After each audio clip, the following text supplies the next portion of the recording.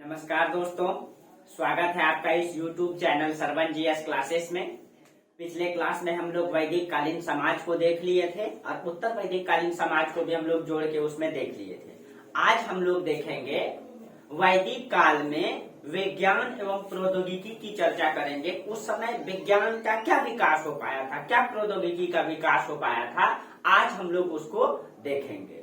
बहुत ही important topic है आपका विज्ञान और प्रौद्योगिकी। वैदिक काल में विज्ञान और प्रौद्योगिकी देखेंगे कि भारत आज से लगभग 3500 साल पहले, 4000 साल पहले किस तरीके से अपना विज्ञान का विकास किया था, अपना इलाज के लिए मतलब कि चिकित्सा व्यवस्था किस तरह विकास किया गया था।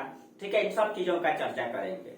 चलिए, और आपका ज्योग्राफी की भी क्लास चल रही है, आप लोग कंटिन्यू क्लास देखिए, उनका नोट्स बनाइए। आपको पीडीएफ मिल जाता है टेलीग्राम ग्रुप में। आप मेरा हर वीडियो में मतलब कि टेलीग्राम ग्रुप का डिस्क्रिप्शन में लिंक रहता है, आप लोग उसमें जाएंगे, क्लिक करेंगे, डायरेक्ट मेरा टेलीग्राम में आप लोग जुड़ जाएंगे।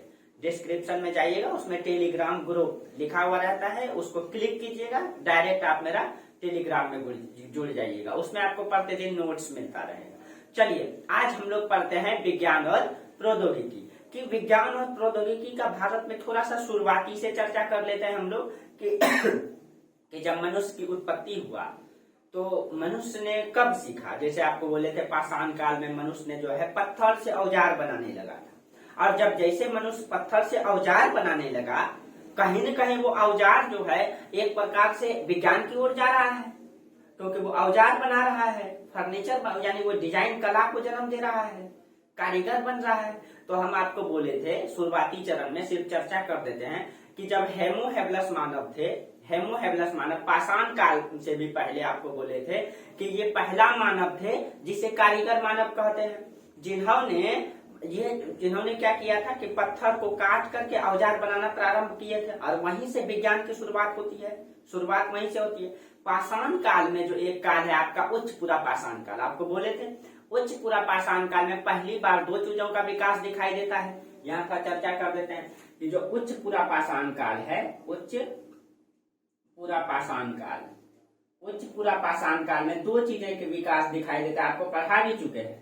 एक तो इसमें हम लोग देखे कि मूर्ति कला का विकास हो चुका है, मूर्ति कला का विकास हो चुका है।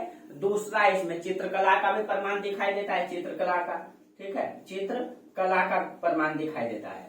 मूर्ति कला के बारे में आपको बताए थे कि मतलब कि लोहदा नाला से, इलाहाबाद में जो लोहदा नाला है, वहां जब खुदाई किया गया, वहां से एक हड्डी की मूर्ति प्राप्त हुई है, वहां से हड्डी की मूर्ति प्राप्त हुई है। हड्डी को बारीकी से डिजाइन करके उसका मूर्ति बना दिया गया है। इसका मतलब कहीं न कहीं वो जो है कला को जन्म दे रहा है, विज्ञान को जन्म दे रहा है। चित्रकारी का प्रमाण जो है मध्य पाषाण काल में आपको मिर्जापुर उत्तर प्रदेश में और भीमबेटका की गुफा मध्य प्रदेश में है। आर्ट एंड कल्चर में इसको डिटेल से चर्चा करेंगे। भीमबेटका की गुफा से, ठीक है, और आपका अजंता की गुफा, एलिफेंटा की गुफा से, ठीक है, वहां पर पहाड़ों को काट करके पहाड़ों पर जो पेंटिंग किया गया है, वो लोग उस समय प्राकृतिक पेंट का इस्तेमाल करते थे। वो पेंट जो तैयार करते थे उसमें लाल रंग था, काला रंग था, हरा रंग था और सफेद रंग था। जो मतलब काला रंग था, जो काला रंग था वो आपका कोयला से तैयार किया जाता था। देखिए, उस समय जो चित्रकारी का प्रमाण मिला है भीमबेटका की गुफा, भीमबेटका की गुफा से, ये एमपी में पड़ता है, आप जाएंगे, बहुत ही बेहतरीन है ये। उस समय पेंटिंग किया गया है और आज भी है ये भीमबेटका से। महाराष्ट्र में आप जाइएगा अजंता की गुफा से, एलिफेंटा की गुफा से, एलिफेंटा की गुफा से, ठीक है।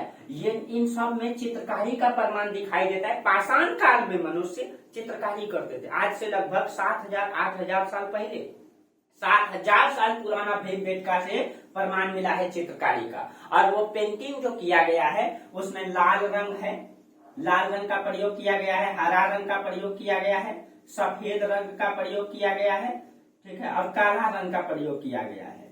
ये जो लाल रंग है, एक पौधा होता था लाल रंग जो तैयार किया जाता था, ठीक है, जो हरा रंग है, देखिए मतलब हरा रंग जो है, हरा रंग का प्रयोग तो एक पौधा होता है हिरोजी, ठीक है, हिरोजी के पत्ता को पीस करके, ठीक है, हिरोजी हीरोजी के पत्ता को पीस करके लाल रंग तैयार करता था। जो सफेद रंग है, ये सफेद रंग जो है आपका इस चिकनी मिट्टी से तैयार किया जाता था। जो खड़िया मिट्टी होता है, चिकनी मिट्टी से तैयार किया जाता था सफेद रंग, ठीक है, जिसमें चूना की मात्रा होती है। काला रंग जो है ये आपका मतलब कि कोयला से तैयार किया जाता था, कोयला को पानी में डाल के। ये लाल रंग जो है ना, इसका ध्यान में नहीं है, लेकिन जैसे आप पान खाते हैं तो देखते हैं वो पत्ता लाल निकलता है, उसी प्रकार से एक लाल रंग का जो प्रयोग किया गया, उसी प्रकार से कोई पत्ता होता था, वो ध्यान में नहीं है। इस तरीके से पेंट प्राकृतिक रूप से तैयार करता था। और जो है इसमें चमक आ जाए, चमक आने के लिए क्या करता था, बड़े बड़े जानवरों का चर्बी को क्या करता था, चर्बी को पीस करके रंग में मिला दिया जाता था और पेंट करता था, ताकि पेंट जो है चमके। और चर्बी जो कूटता था उसके लिए जो बड़े बड़े जानवर का हड्डी होता है, और बड़े जानवर का हड्डी का जो कुंभे का हड्डी होता है, उस कुंभे का हड्डी का प्रयोग करता था वो लोग उखल के रूप में, वो हड्डी में पीसता था उसको, अब इस तरह रंग तैयार करके पेंट करता था दीवार में। वो जो पेंट किया हुआ है, अगर आप आज भी जाएंगे भीमबेटका की गुफा अजंता एलोरा, आज भी वो पेंटिंग जो है बेहतरीन तरीके से दिखाई दे रहा है, आज भी वो पेंटिंग है। और उसमें थोड़ा सा हल्का फुल्का प्रभाव पड़ा है, लेकिन बहुत ज्यादा प्रभाव नहीं पड़ा है, आज भी वो चमकता है। बल्कि जबकि उसमें जो है बहुत सारे अंग्रेजों ने, मध्यकाल के शासकों ने बहुत सारा ये भी किया है, ठीक है, मध्यकाल के शासक ने तो उसमें योगदान दिया, अंग्रेजों ने उसको नष्ट किया है लगभग, ठीक है। तो आप इनको आपको आर्ट एंड कल्चर में बताएंगे ये बेहतरीन तरीके से। तो देखिए उस समय यहाँ के लोग जो है पेंटिंग करना, कला, इन सब चीजों का प्रयोग करने लगे। कहा जाता है कि मतलब इस काल के मानव को जो है रासायनिक ज्ञान हो गया था। इसका मतलब रासायनिक ज्ञान का मतलब हो गया रंगों का निर्माण करने लगा था, रासायनिक चीजों का उपयोग करने लगा था, रंग का निर्माण करने लगा था, ठीक है। और इन तीनों रंग में चमक बनाने के लिए जो है चर्बी का जो इस्तेमाल करता था, ये उन लोगों ने सोच कैसे पाया कि चर्बी डालेंगे तो ये जो है चमकेगा कलर। देखिए इस तरीके से इनका मतलब उसको रासायनिक ज्ञान धीरे धीरे आ चुका। उनको पता नहीं था कि हम विज्ञान को विकास कर रहे हैं, लेकिन ये कहीं कहीं विज्ञान की ओर बढ़ावा दिया। ये आपका पाषाण काल की बात है। चलिए अब हम लोग पढ़ेंगे क्या, वैदिक काल। ये तो आपको बता दिए, ठीक है, बेसिक चीजें था कि इस समय दिखाई देता है, लेकिन हम लोगों को किस में पढ़ना है, वैदिक काल में विज्ञान और प्रौद्योगिकी, ठीक है। चलिए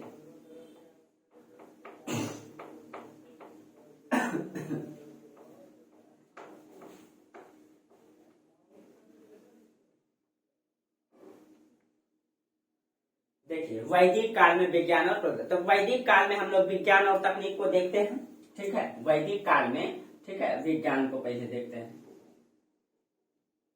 वैदिक काल में विज्ञान एवं तकनीक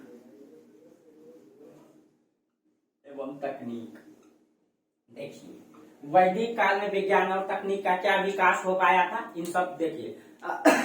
इसमें हम लोग क्या क्या पढ़ेंगे, वैदिक काल में आप चिकित्सा विज्ञान को पढ़ लेंगे, नक्षत्र विज्ञान, ज्योतिष विज्ञान, गणित, इन सब चीजों का ज्ञान था उन लोगों को, ठीक है। इसमें से इन लोगों को जो ज्ञान था, इसमें वैदिक काल में जो विज्ञान के बारे में बात करेंगे तो उनको जो है गणित का ज्ञान था, गणित के बारे में, ठीक है, गणित का।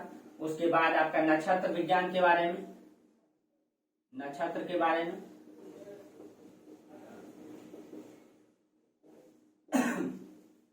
नक्षत्र। उसके बाद चिकित्सा विज्ञान के बारे में, चिकित्सा बहुत इंपॉर्टेंट है,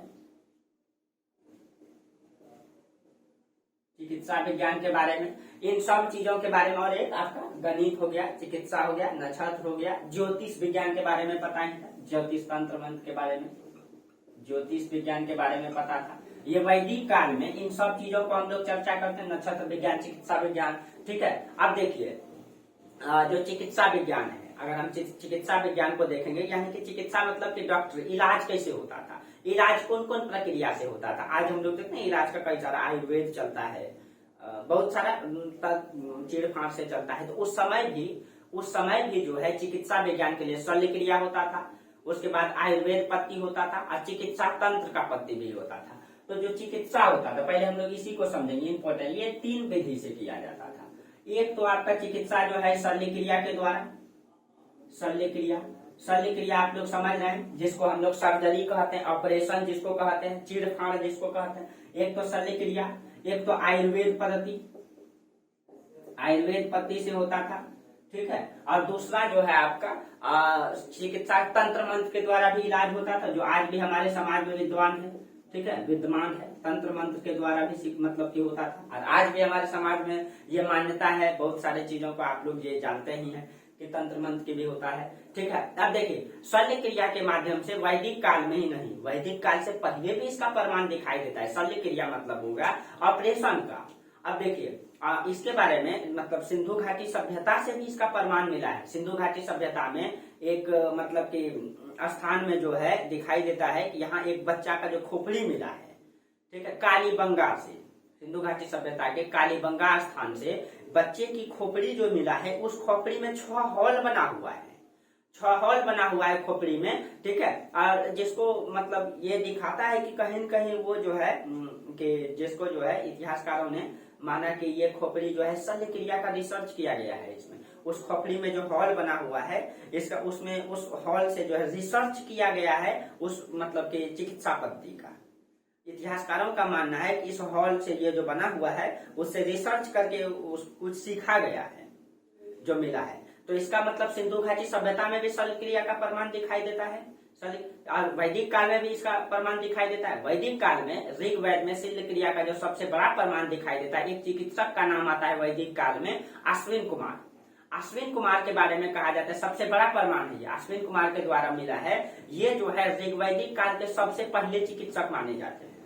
ऋग्वैदिक काल के सबसे पहले चिकित्सक अश्विन कुमार को माना जाता है, ठीक है। ये जो है पहले जो आयुर्वेदाचार्य थे वो तो श्वेत केतु थे, आयुर्वेदाचार्य, ठीक है। देखिए, तो ऋग्वैदिक काल में जो शल्य क्रिया का प्रमाण मिलता है ये अश्विन कुमार, ठीक है। ये मतलब कि अश्विन कुमार जो है ऋग्वैदिक काल के सबसे बड़े चिकित्सक थे शल्य क्रिया के, ठीक है। इसका प्रमाण क्या है, देखिए, अश्विन कुमार ने शल्य क्रिया के माध्यम से जो है कहा जाता है कि एक ऋषि थे च्यवन ऋषि, ठीक है। एक ऋषि नाम आता है च्यवन ऋषि को यौवन दान दिया। ये उल्लेख आता है कि अश्विन कुमार ने च्यवन ऋषि को, ठीक है, यौवन दान दिया। यौवन का मतलब आप समझ रहे हैं, जवानी दान दिया, ठीक है। अब शायद भारत की जो एक अभिनेत्री थी, शायद ये श्री देवी, शायद इस प्रक्रिया को अपनाई थी शायद, ठीक है। ये ठीक है, जवानी दान देना, इसका मतलब ये है कि उस समय ये बात करता है कि अश्विन कुमार ने उस समय च्यवन ऋषि को ये दान दिया, यौवन दान दिया। यौवन मतलब जवानी दान दिया। आप सोच सकते हैं उस समय ये सब चीजें दिखाई दे रहा है। देखिए, उसके बाद जो है उसके बाद वैदिक काल में स्त्रियों को 2 अधिकार दिया गया था, 2 अधिकार नहीं दिया गया था। एक तो राजनीतिक अधिकार नहीं दिया गया था और आर्थिक अधिकार नहीं दिया गया था। लेकिन कुछ ऐसे एक्सेप्शन महिलाएं थी जिसको कुछ अधिकार मिला था। जैसे एक महिला थी, ठीक है, एक महिला थी, उसका विस्पला का मतलब उल्लेख आता है। ये विस्पला जो है, ठीक है, इसको आर्थिक अधिकार दिया गया था। ये युद्ध में भाग ली थी। कहा जाता है जब ये युद्ध में भाग ली थी तो इसका पैर कट गया था युद्ध में। जब ये पैर कट गया था तो इसमें ये उल्लेख आता है कि विस्पला को अश्विन कुमार ने कृत्रिम पैर लगाया और फिर से ये युद्ध में गई थी।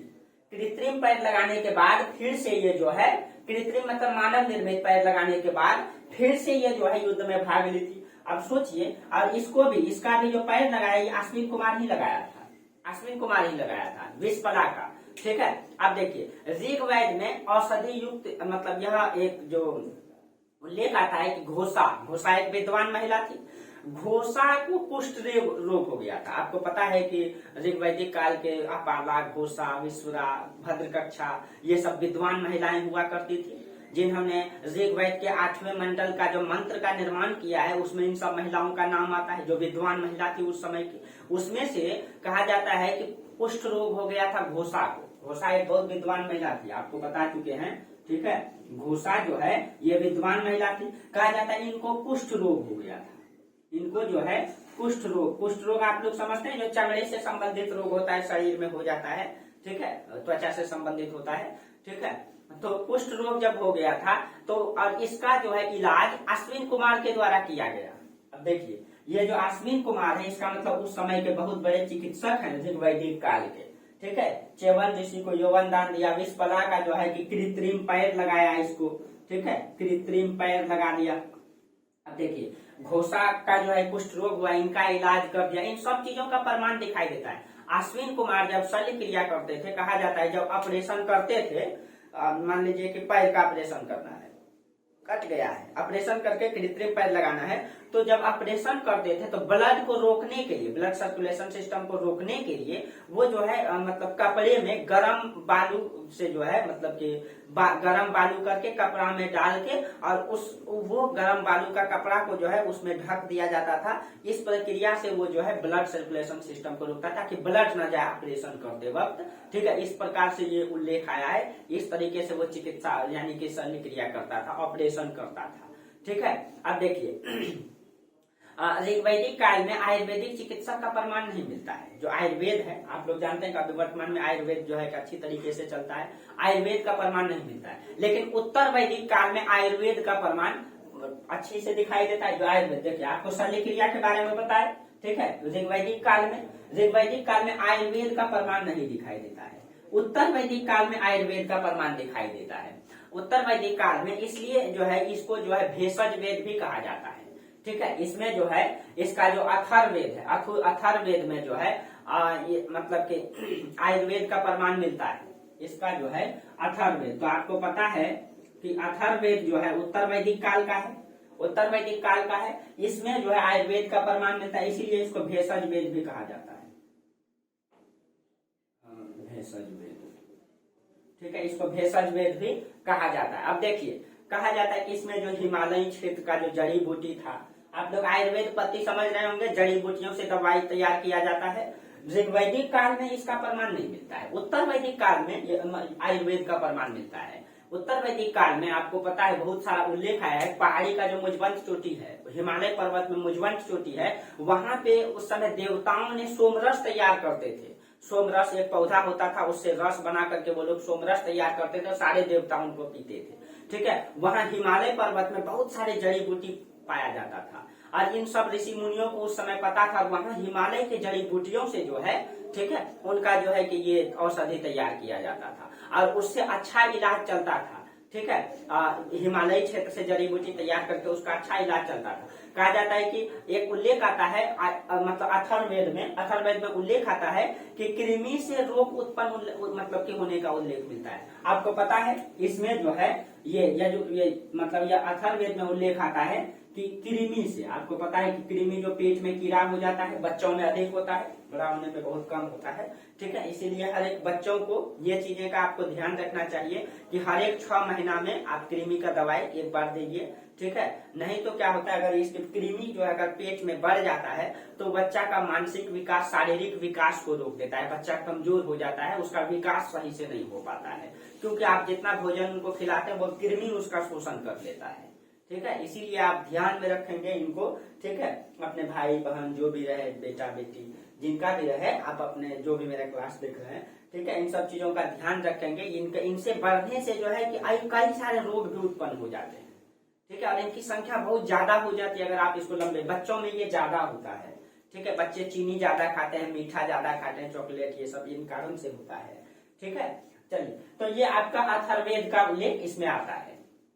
और इससे आगे अगर हम देखेंगे, अब देखिए तंत्र मंत्र, आपको ये भी पता है कि उस समय बहुत प्रचलन में था तंत्र मंत्र जो है, तंत्र मंत्र विद्या बहुत प्रचलित चलता था उस समय।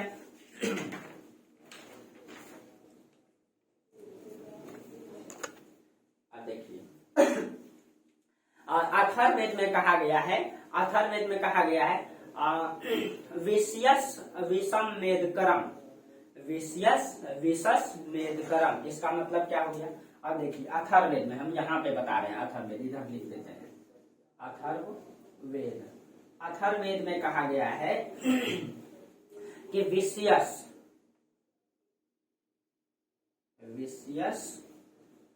विष मेदकरम, विष मेदकरम, इसका मतलब क्या हुआ, विषयस विष मेदकरम का मतलब हुआ विष ही विष को मारता है। अब देखिए इसका उपयोग जो है कौटिल्य ने भी किया था। आपको पता है कौटिल्य जो है चंद्रगुप्त मौर्य का गुरु हुआ करते थे, जिसको विष्णुगुप्त भी कहते हैं, जो आपको आगे पढ़ाएंगे।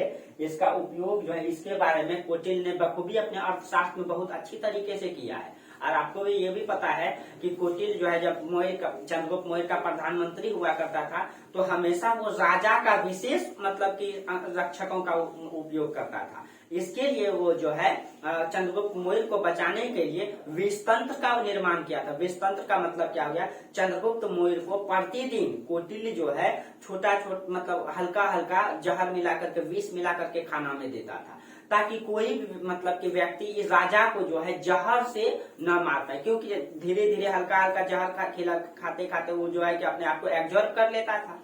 जब एब्जॉर्ब कर लेता था तो इससे क्या होगा, अगर कोई व्यक्ति उसको डायरेक्ट जहर दे देगा खाने में तो उससे राजा की मृत्यु नहीं होगी। कौटिल्य राजा का हर तरीके से जो है रक्षा करने का प्रयास करता है, हर तरीके से रक्षा करने। तो कौटिल्य का इसका उल्लेख भी आता है। और एक दिन कहा जाता है चंद्रगुप्त मौर्य जो है कि अपनी कक्षा में नहीं था, उनके लिए भोजन रखा गया था, उनकी पत्नी उनकी भोजन को चख लिया था और वो गर्भवती थी।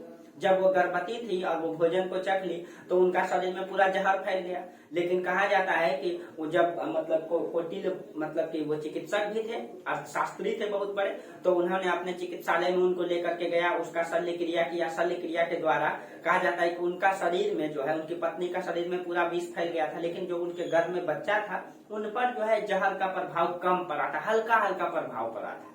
इसके कारण से उन बच्चा को जो ऑपरेशन करके निकाल लिया गया, लेकिन हल्का हल्का प्रभाव पड़ा था, पिंड बिंदाग हो गया था। इसीलिए चंद्रगुप्त मौर्य का जो पुत्र का नाम है बिंदुसार था, जो पहला भारत का सबसे पहला सिजेरियन बेबी उसको माना जाता है, यानी सर्जरी करके निकाला गया था। ठीक है, तो इसका उल्लेख तो कौटिल्य भी करता है। ठीक है, कौटिल्य भी करता है विष तंत्र। अथर्ववेद में तंत्र मंत्र चिकित्सा पद्धति भी प्रचलित था। तंत्र मंत्र के बारे में, यानी तंत्र मंत्र से भी इलाज होता था, यानी इलाज मतलब कि शल्य क्रिया के द्वारा भी होता था, आयुर्वेद पद्धति से भी होता था। ठीक है, और तंत्र मंत्र से भी होता था। तंत्र मंत्र का विकास आज भी हमारे समाज में दिखाई देता है कि बहुत सारा इलाज जो है, माथा दर्द ये सब देखते हैं कि लोग झाड़ फूक करके ठीक कर देता है। ये तंत्र मंत्र, उस समय भी तंत्र मंत्र प्रचलित था। ठीक है, ऋग्वेद में, ठीक है, ऋग्वेद में पीलिया रोग और गर्भपात का भी उल्लेख दिखाई देता है।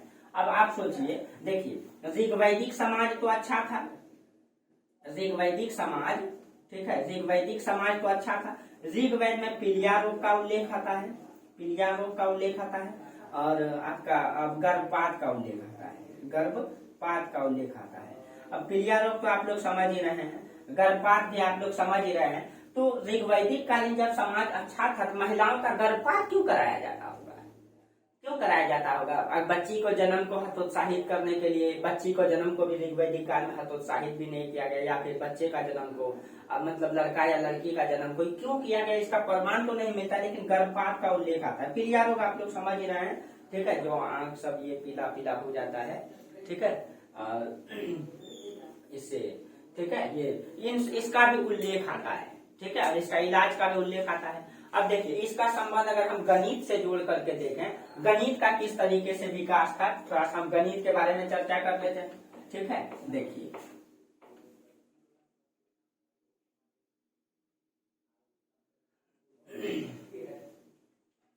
इसमें आपका एक गणित है, गणित, इसका चर्चा कर लेते हैं। देखिए इसका सबसे मतलब कि जो प्राचीनतम प्रमाण है वो शूल सूत्र में दिखाई देता है। जो सूत्र काल है, सूत्र काल देखिए ऋग्वैदिक काल, उत्तर वैदिक काल, उसके बाद आता है सूत्र काल।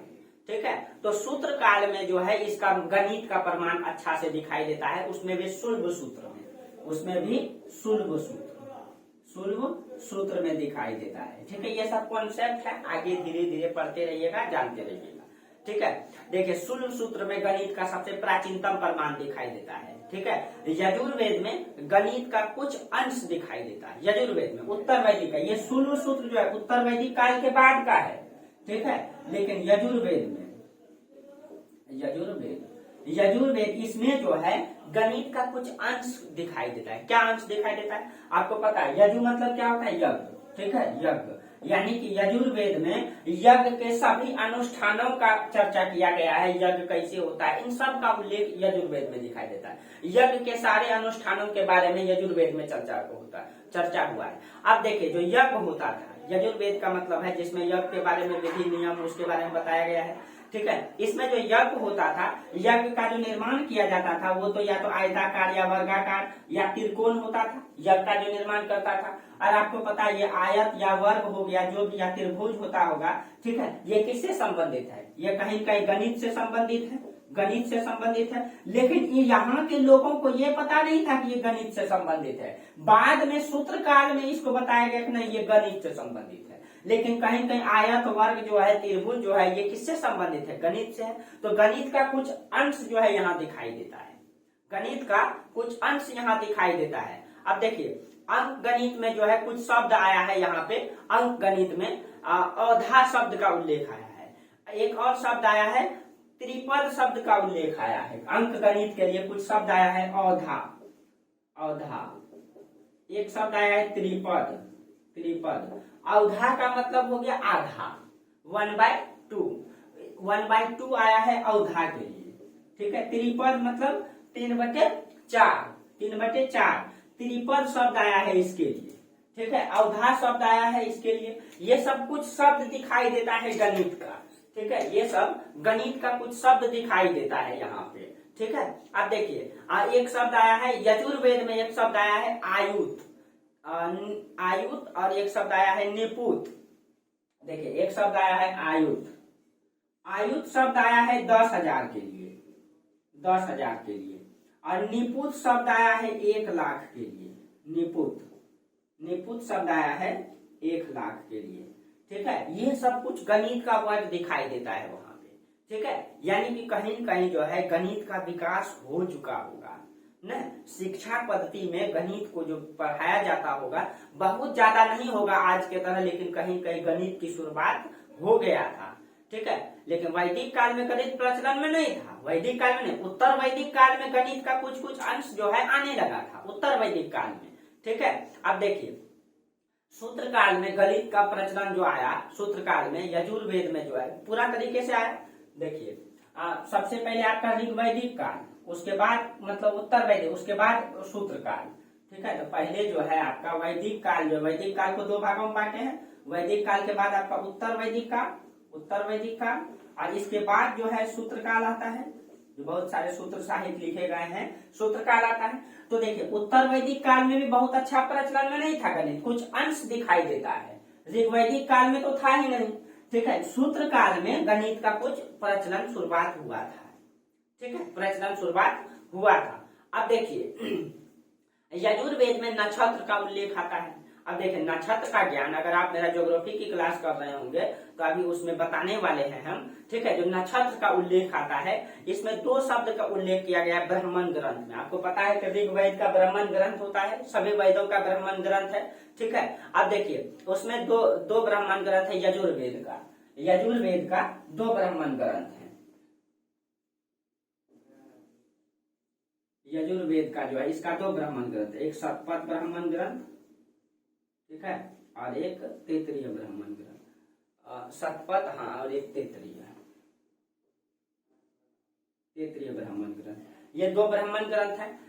जो आपका तैत्तिरीय ब्राह्मण ग्रंथ है इसमें पहली बार नक्षत्र का उल्लेख आया है, इसमें पहली बार, यानी कहीं न कहीं यहाँ के लोगों को नक्षत्र का ज्ञान था, यानी कि आकाश पिंड के बारे में जानकारी था, इन लोगों को नक्षत्र के बारे में जानकारी था, क्योंकि यजुर्वेद में ही यज्ञ का संचालन के बारे में चर्चा किया। देखिए यजुर्वेद यज्ञ के बारे में भी चर्चा करता है, और यजुर्वेद के तैत्तिरीय ब्राह्मण ग्रंथ में जो है इसमें जो है नक्षत्र का ज्ञान था। इसका मतलब जो नक्षत्र जो है कहीं न कहीं जो है मतलब नक्षत्र का ज्ञान क्यों था इन लोगों को, नक्षत्र के बारे में क्यों ज्ञान हासिल किया? क्योंकि नक्षत्र को देख करके ही शुभ मुहूर्त निकाला जाता है, और शुभ मुहूर्त पर भी पूजा पाठ किया जाएगा, यानी यज्ञ हवन किया जाएगा। इसका मतलब ये सब एक दूसरे से जुड़ा हुआ है, इन सब चीजों का इसका मतलब इन लोगों को ज्ञान था। यजुर्वेद में ही कहा गया है कि चंद्रमा सूर्य के प्रकाश से प्रकाशित होता है। इसका मतलब इन लोगों को उस समय कैसे पता था कि चंद्रमा जो है सूर्य के प्रकाश से प्रकाशित होता है, सूर्य के प्रकाश से चंद्रमा प्रकाशित होता है, उस समय यह चर्चा किया गया है। ऐत्रेय ब्राह्मण ग्रंथ में और गोपद ब्राह्मण ग्रंथ में कहा गया है सूर्य न तो कभी उगता है और न कभी अस्त होता है। और आपको ये बात हम ज्योग्राफी में समझा भी चुके हैं कि सूर्य जो है अस्त नहीं होता है, सूर्य न कभी उगता है, न कभी सूर्य उगता है और न ही कभी सूर्य अस्त होता है। इन सब का चर्चा किए हैं। सूर्य अपने स्थान पे स्थिर है, पृथ्वी घूमता है और इसके कारण से जो है दिन और रात होता है। ये उसी समय चर्चा में आया है। कब? मतलब कि ऐतरेय ब्राह्मण ग्रंथ में कहा गया, गोपद ब्राह्मण ग्रंथ में ही कहा गया है। ठीक है। उत्तर वैदिक काल में 3 ऋतुओं का भी उल्लेख आता है। 3 ऋतु का उल्लेख आता है। उस समय जो ऋतु था, 3 ऋतु का उल्लेख आता है। वर्ष में 12 चंद्रमास का उल्लेख आता है। एक साल में 360 दिन का, उस समय 360 दिन का उल्लेख आया है। ठीक है। अब देखिए उत्तर वैदिक काल में जो है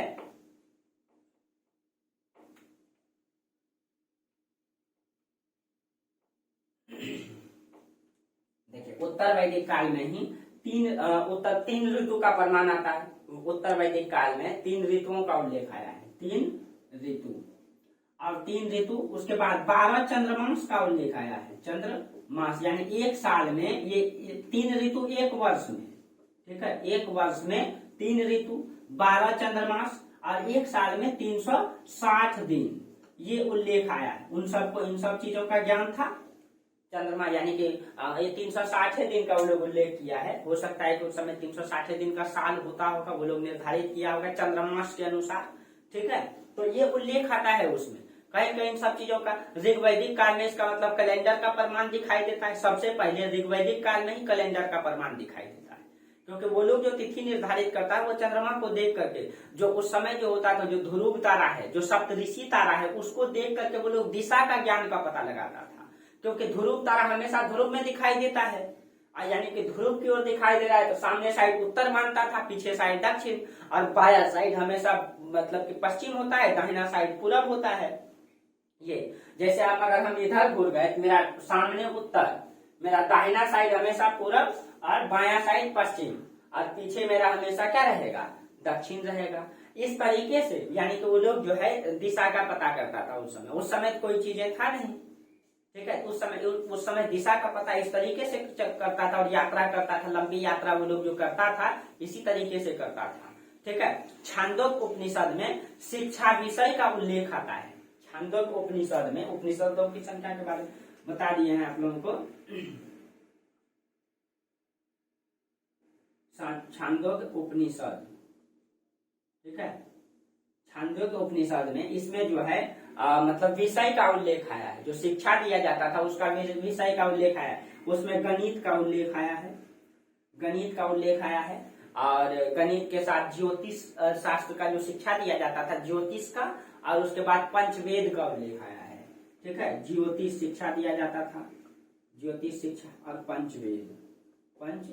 पंचवेद जो है किसको कहा जाता है? इसमें पुराण प्लस इतिहास, पुराण प्लस इतिहास, पुराण और इतिहास को मिला करके पंचवेद कहा जाता है। इन सब शिक्षा दिया जाता था उस समय बच्चों को। ठीक है। और शिक्षा जो है, शिक्षा के लिए उच्च कैटेगरी, उच्च स्तरीय शिक्षा दिया जाता था। ठीक है।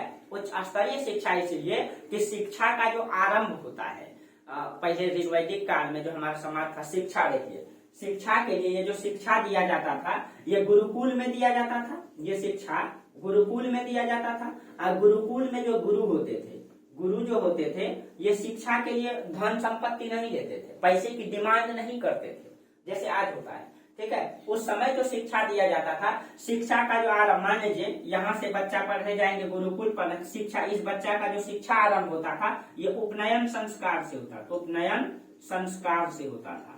ठीक है। यानी कि जब बच्चा जन्म लेता था, जन्म के बाद लगभग 8 साल में या 9 साल में बच्चा का उपनयन संस्कार होता था, बच्चों का मुंडन करवा दिया जाता था, और कई सारी प्रक्रिया, पूजा पाठ जो भी होता था। उसके बाद बच्चों को 9 साल में जो है कहाँ भेज दिया जाता था? गुरु के चरणों में, गुरु के चरणों में भेज दिया। तो उपनयन संस्कार हुआ और वो शिक्षा लेने के लिए चल गया गुरु के चरणों में, और गुरु के चरण में वहीं पे वो रहेगा, गुरु के साथ रहना, गुरु के साथ खाना, वहीं पे आसपास में जमीन में खेती गृहस्थी करना।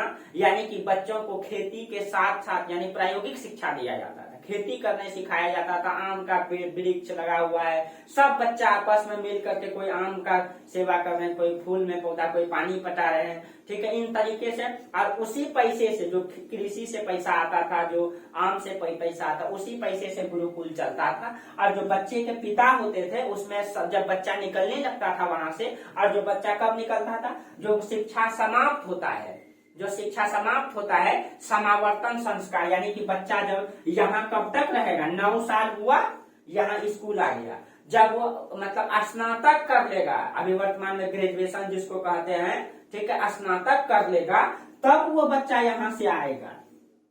और उसके लिए जब ये आएगा, यानी कि शिक्षा का मतलब प्रारंभ होता है उपनयन संस्कार से, और शिक्षा का जो अंत होता था इस समय समाप्ति, आप अंत इसको समाप्ति कर दीजिए, ठीक है, शिक्षा का तो अंत है ही नहीं, यानी यहाँ जो समाप्ति होता था या समाप्ति, ठीक है। अब देखिए जो होता था वो जो होता था आपका समावर्तन संस्कार से, समावर्तन संस्कार, वर्तन संस्कार से होता था। अब देखिए यानी कि गुरुकुल से बच्चा अब बीए कर लेगा तब वो घर जाता था, और तब तक उसका उम्र हो जाता था, तब उसको गृहस्थ जीवन में प्रवेश करने दिया जाता है, यानी कि बच्चों को शादी के लिए या गृहस्थ जीवन में जीने के लिए इस तरीके से शिक्षा दिया जाता था। और बच्चों को प्रायोगिक शिक्षा दिया जाता था, अगर कुछ नहीं भी कर पाएगा तो उनको खेती करने सिखा दिया जाता था, उनको चिकित्सा सिखा दिया जाता था, वहाँ सब चीजें सिखाया जाता, विज्ञान सिखाया जाता था। उस समय लोहा पिघला करके बताया जाता था, उसका प्रमाण भी मिला। आप कभी जाइए नालंदा विश्वविद्यालय घूमने, ठीक है, वहां पे देखिएगा उस समय जो लोहा पिघलाने का गलाने का जो विधि है उसका वहां पे चूल्हा प्राप्त हुआ है, ठीक है, वहां बच्चों को सिखाया जाता था, ठीक है, प्रायोगिक शिक्षा दिया जाता था, प्रैक्टिकल किया जाता था बच्चों को, मतलब कि यहाँ पे शिक्षा गुरुकुल में गुरु देते थे, यहाँ पे जो शिक्षा दिया जाता था सबसे पहले बच्चों को नैतिक शिक्षा दिया जाता था। जब बच्चे घर से गुरुकुल जाते थे सबसे पहले उसको विचार सिखाया जाता था, और मुझे ऐसा लगता है कि आज भी हमारे सिलेबस में ये नैतिक शिक्षा आना चाहिए, ठीक है, क्योंकि नैतिक शिक्षा के अभाव में हमारा देश कहाँ जा रहा है वो आप भी समझ रहे हैं कि नैतिकता विचार बच्चों में, आज के बच्चों में है ही नहीं है, ठीक है। तो ये कैसे होगा, देखिए शिक्षा जब बच्चों में कैसे आएगा, ये हमारी गलती नहीं है, बच्चों की गलती नहीं है, ठीक है, या मतलब जो भी रहे उनकी गलती नहीं है, गार्जियन की भी नहीं, क्योंकि सिलेबस में है ही नहीं, नैतिक विचार क्या होता है उनको पता ही नहीं है। तो सिलेबस में रहेगा तो वो पढ़ेगा तो वो जानेगा, पहले नैतिक शिक्षा दिया जाता था, ठीक है, धीरे धीरे सिलेबस को घटाते जा रहा है। मुझे ऐसा लगता है कि नैतिक शिक्षा अभी भी देना चाहिए, और उस समय पहले बच्चों को नैतिक शिक्षा दिया जाता था, माता पिता का आदर कैसे करना चाहिए, सम्मान कैसे करना चाहिए, बुजुर्गों की सम्मान कैसे, गुरु का सम्मान कैसे करना चाहिए, बच्चों को ये चीजें सिखाया जाता था। आज नहीं सिखाया जाता है स्कूल में, ठीक है, आज गुरु का भी सम्मान नहीं होता है समाज में। ये सब क्या कारण है, चलिए जो भी रहे, लेकिन मुझे ऐसा लगता है कि आज फिर से वो शिक्षा की जरूरत है, नैतिक शिक्षा की, ठीक है।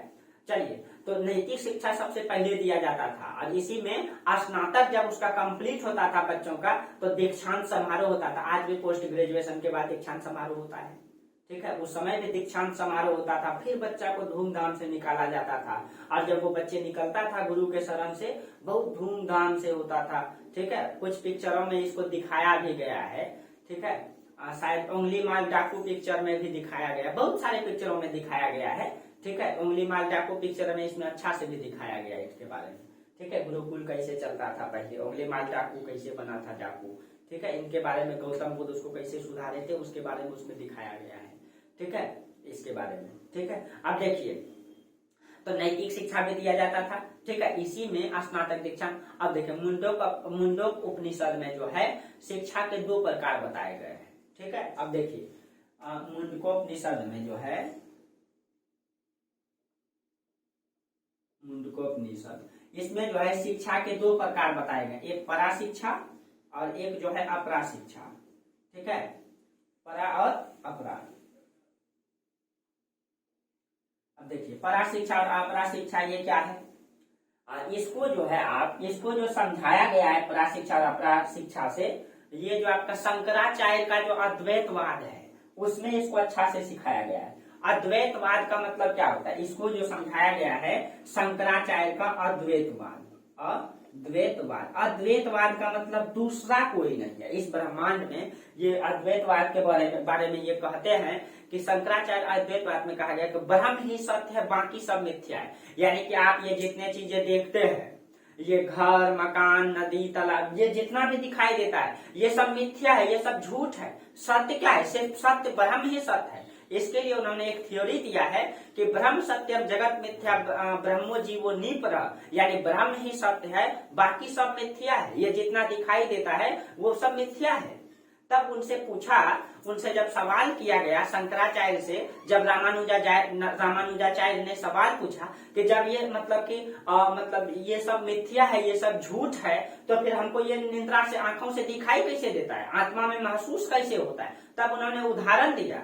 उन्होंने उदाहरण ये दिया कि जब हम रात में अंधेरों में चलते हैं, अंधेरा में चलते, वहां जब रस्सी गिरी हुई रहती है तो सबसे पहले मेरा मन में ये भ्रम आता है कि वो सांप है। कुछ समय के लिए ये भ्रम में आता है कि वो सांप है, लेकिन जब हम रुक जाते हैं, जब वो हमको महसूस हो जाता है वो मतलब कि कोई कैद नहीं कर रहा है, महसूस होता है कि वो बाद में पता चलता है कि वो रस्सी है। तो लेकिन मतलब कि हमको सच्चाई का पता चलता है, बाद में पता चलता है। पहले भ्रम में क्या आता है, भ्रम में ये आता है पहले वो सांप है। यानी इसका मतलब ये चीजें है कि वो कहता है कि जब हर बच्चा, ये उदाहरण देके समझाता है कि ये भ्रम है, ये सब चीजें भ्रम, ये जो हमको दिखाई दे रहा है ये भ्रम है, ये सब तो मतलब कि मिथ्या है, ये सब झूठ है, ये सब मोह माया है, सत्य तो सिर्फ ब्रह्म है। फिर ब्रह्म के बारे में वो क्या कहता है कि एक ही चीज सत्य है। यानी वो कहता है जब कोई बच्चा जन्म लेता है तो वो हमेशा मतलब भगवान की प्राप्ति, वो आस्तिक प्रवृत्ति का होता है, वो खूब पूजा पाठ करना चाहता है, वो भगवान की प्राप्ति करने के लिए चाहता है। वही भगवान, ये परा का मतलब क्या, ईश्वर की प्राप्ति करने के लिए चाहता है। ठीक है। और जब उनको ये ज्ञान में हो जाता है, जब वो अपने जीवन का 4 चरण को पार कर लेता है, तब उनको सीख मिलता है ब्रह्म। तब उनको वो क्या सीख मिलता है, अहम ब्रह्मास्मि, यानी हम ही ब्रह्म है। जब वो 4 चरण को पार कर लेता है तब उनको ये पता चलता है कि अहम ब्रह्मास्मि, यानी हम ही ब्रह्म है। यानी हर इंसान ब्रह्म है, हर इंसान ब्रह्म है, ये सब चीजें ब्रह्म है, बाकी सब तो मिथ्या है। ये गाछ वृक्ष जीव जंतु चिड़िया कौवा मैना गाय बैल भैंस बकरी जो भी है ये सब ब्रह्म है, बाकी सब मिथ्या। ये शंकराचार्य ने उसमें समझाने का प्रयास किया है कि ब्रह्म ही सत्य है, बाकी सब मिथ्या है। यानी कि वही तो है परा शिक्षा, यानी कि जो अपर की शिक्षा है। जब आप अपने जीवन के 4 चरणों को पार कर जाते हैं तब ये ज्ञान में आता है कि हम ब्रह्मास्मि, हम ही ब्रह्म है, बाकी सब मिथ्या। यानी कि हम ब्रह्म है, बाकी सब, इसके बाद तो संसार में कुछ है ही नहीं, इसके बाद संसार में कहाँ कुछ है। इसी तरह से मतलब कि ये शंकराचार्य ने इसमें समझाने का प्रयास किया है कि शिक्षा 2 है, परा और अपरा। ठीक है, इसके बारे में ये समझाने का प्रयास किए हैं। ठीक है, तो देखिए ये तो हो गया शिक्षा के बारे में। ठीक है, आपको हम शिक्षा बता दिए, चिकित्सा बता दिए, नक्षत्र का ज्ञान उनको पता ही था, ज्योतिष के बारे में बता ही दिए कि ज्योतिष शिक्षा दिया जाता था। अब देखिए थोड़ा सा मतलब प्रौद्योगिकी की बात करने की, टेक्निकल का क्या विकास हो पाया था, क्या तकनीकी का विकास हो पाया था वैदिक काल में, क्या तकनीकी था। ठीक है, क्या प्रौद्योगिकी था। ठीक है, प्रौद्योगिकी में क्या क्या था उसके बारे में चर्चा कर लेते हैं। ठीक है, कि वैदिक काल में क्या प्रौद्योगिकी का विकास हुआ था। इसके बाद आपका और इम्पोर्टेंट चैप्टर स्टार्ट होने वाला है आपका। ठीक है, अब देखिए तो आपको पता है वैदिक काल में जो है, वैदिक काल और उत्तर वैदिक काल दोनों में देख लेते हैं। ठीक है, वैदिक काल, वैदिक काल में जो फेमस था, ये सबसे पहले वस्त्र उद्योग फेमस में चलता था। ठीक है, वस्त्र उद्योग था, और आपका वस्त्र उद्योग के साथ साथ जो आपका मतलब ये मूर्ति जो बनता था तो उसको मूर्ति निर्माण शैली पता था, मूर्ति निर्माण शैली था। ठीक है, मूर्ति निर्माण शैली था। ठीक है, और आपका मूर्ति निर्माण शैली था। इसमें जो है बड़ा उद्योग में वस्त्र शिल्प उद्योग था, शिल्पकार सब भी था। ठीक है, शिल्प उद्योग भी था। ठीक है, मृद भांड भी बनता था। और उत्तर वैदिक काल में, उत्तर वैदिक काल में ये सब तो रहा ही, वस्त्र उद्योग मूर्ति निर्माण शैली ये सब तो रहा है। इसके अलावा क्या है, काष्ठ उद्योग आया, काष्ठ मतलब लकड़ी। ठीक है, लकड़ी का काम करने वाला है काष्ठ उद्योग। आपको पता है कि बड़े बड़े रथ बनाए जाते थे, रथ का निर्माण होता था, नाव का निर्माण किया जाता था। ठीक है, आपको बोले थे कि 100 पतवार वाले नाव का उल्लेख है। ठीक है, हो सकता है छोटे छोटे बहुत सारे नाव को जोड़ करके वैसा बनाया गया होगा। ठीक है, तो काष्ठ उद्योग प्रचलन में आया, ईंट उद्योग आया। ठीक है, ईंट उद्योग, काष्ठ उद्योग, इन सब चीजों का प्रमाण दिखाई देता है। ठीक है, ईंट उद्योग, काष्ठ उद्योग, इन सब चीजों का, मृद भांड। ठीक है, मिट्टी का जो घड़ा बनाया जाता था, मृद भांड, या मिट्टी का बर्तन भी बनाया जाता था, मृद भांड, इन सब चीजों का जो है कि उद्योग चलता था। ठीक है, वैदिक काल और उत्तर वैदिक काल में मृद भांड यहाँ भी दिखाई देता है। ठीक है, तो इस तरीके से आपका वैदिक काल और उत्तर वैदिक काल को हम लोग समझे, विज्ञान और प्रौद्योगिकी का क्या विकास हुआ था उस समय। अगला टॉपिक में आपको चर्चा करेंगे कि देखिए अब हम लोग पढ़ रहे थे वहां जनपद का विकास हो गया था समाज में। अब हम लोग पढ़ेंगे महाजनपद, बड़े बड़े नगर का विकास कैसे होगा, दूसरा नगरीकरण कैसे होगा, मगध साम्राज्य कैसे बनेगा। कल आपको यही चर्चा करेंगे महाजनपद के बारे में कि कैसे बड़े बड़े नगर बना। उसी में आपका ये जो पटना है केंद्र, पटना में जो है मगध साम्राज्य पाटलिपुत्र जो बसा, ठीक है, मगध साम्राज्य पूरे इतने बड़े क्षेत्रों में शासन कैसे आया, कैसे मौर्यों ने आज के हिंदुस्तान, पाकिस्तान, अफगानिस्तान, ईरान का कुछ हिस्सा, ठीक है, इतने बड़े क्षेत्र में कैसे अपना साम्राज्य को फैलाया मगध साम्राज्य। ठीक है, तो पिछले क्लास में महाजनपद बताएंगे, उसी महाजनपद में एक महाजनपद आएगा मगध। ठीक है, अब मगध में कई सारे वंश आएंगे, उन सब चीजों का चर्चा करेंगे। ठीक है, आगे आपका, ठीक है, आप पढ़ते रहिए, जानते रहिए। ठीक है, आगे हमारा इतिहास क्या रहा है, बहुत चीजें सीखने के लिए मिलेगा। चलिए, तब तक के लिए आप लोगों को बहुत बहुत धन्यवाद। आप लोग प्रतिदिन क्लास देखिए, उसका नोट्स तैयार कीजिए, और अच्छा लगे तो आप लोग जो है कि जो प्रक्रिया है आप लोग उसको आगे बढ़ाइए, सब्सक्राइब, लाइक कीजिए, आप मतलब लाइक कीजिए। ठीक है, जो भी है सपोर्ट थोड़ा सा आप लोगों की जरूरत है, बाकी तो जो कंटेंट है उसमें कोई कमी नहीं होगा मेरा तरफ से। ठीक है, चलिए तो फिर हम लोग अगले क्लास में चर्चा करेंगे, तब तक के लिए धन्यवाद।